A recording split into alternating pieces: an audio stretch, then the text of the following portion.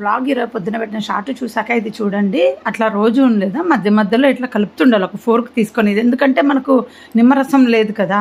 ఇలా కలిపిన తర్వాత నాకు కనీసము ఒక వారం తర్వాత కూడా ఇంకా 50% చేదుండే. అందుకనే మీకు ఇన్ని రోజులు వీడియో పెట్టలేదు.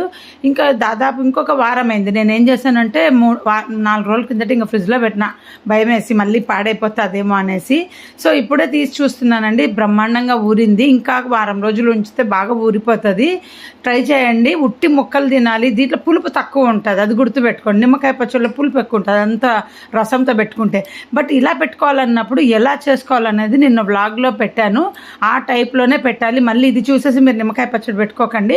ఇలా మళ్ళీ అయిపోయే ముందు మళ్ళీ మనము అలా ముందుది రెడీ చేసి పెట్టుకోవచ్చు.